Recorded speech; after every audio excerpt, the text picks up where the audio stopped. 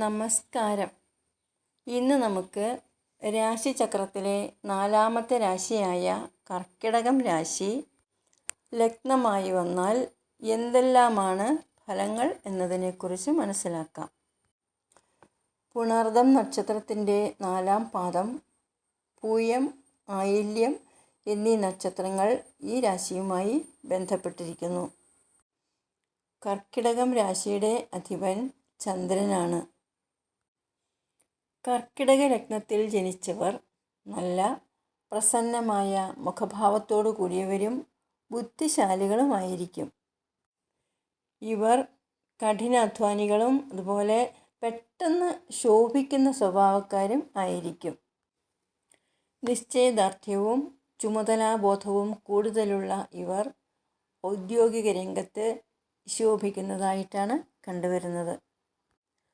ആർക്കും ഇഷ്ടം തോന്നുന്ന തരത്തിലുള്ള സംഭാഷണ ശൈലി, ആത്മവിശ്വാസം, സത്യസന്ധത ഇവയെല്ലാം കർക്കിടക ലഗ്നക്കാരുടെ പ്രത്യേകതകളാണ്.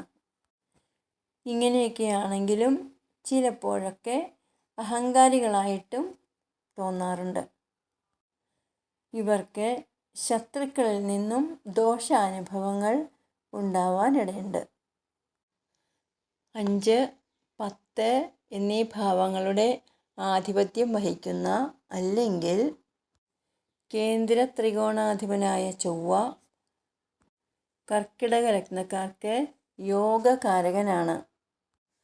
ജാതകത്തിൽ ഇഷ്ടസ്ഥാനത്ത് നിൽക്കുന്ന ചൊവ്വയുടെ ദശാകാലത്ത് ജാതകന് നല്ല ഫലങ്ങൾ അനുഭവപ്പെടുന്നതാണ്. 6-ാം ഭാവാധിപത്യവും 9-ാം ഭാവാധിപത്യവുമുള്ള ഗുരുവും ഇവർക്ക് അഭീഷ്ടദായകനാണ്. ഗുരുവിൻ്റെ ദശാകാലത്തും നല്ല അനുഭവങ്ങൾ ഉണ്ടാകുന്നതാണ്. ഗുരുജനങ്ങളോട് ഭക്തിയും വാത്സല്യവും അതുപോലെ അതിഥികളെ സൽക്കരിക്കുന്നതിൽ വലിയ താൽപ്പര്യമുള്ളവരാണ് കർക്കിടക ലഗ്നജാതർ.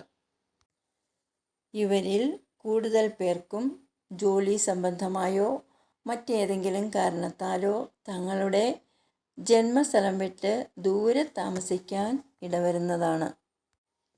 ഇവർക്കുണ്ടാകുന്ന സന്താനങ്ങൾ കൂടുതലും സ്ത്രീ സന്താനങ്ങളായിട്ടാണ് കണ്ടുവരുന്നത്. ഹൃദയവുമായി ബന്ധപ്പെട്ട രോഗങ്ങൾ, ശ്വാസകോശ രോഗങ്ങൾ, ക്ഷയം, അപസ്മാരം തുടങ്ങിയ രോഗങ്ങൾ ഇവർക്ക് ഉണ്ടാകാൻ സാധ്യതയുണ്ട്.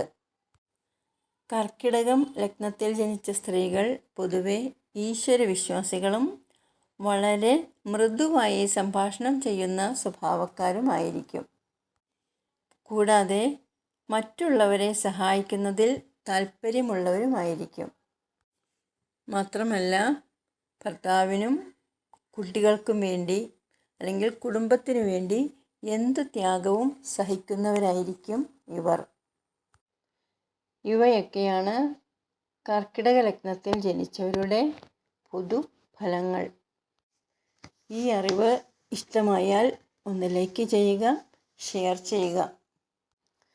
ഈ ചാനൽ ആദ്യമായി കാണുന്നവരുണ്ടെങ്കിൽ ഒന്ന് സബ്സ്ക്രൈബ് ചെയ്യുക. ഇനി അടുത്ത വീഡിയോയുമായി വരുന്നതുവരെ നന്ദി, നമസ്കാരം.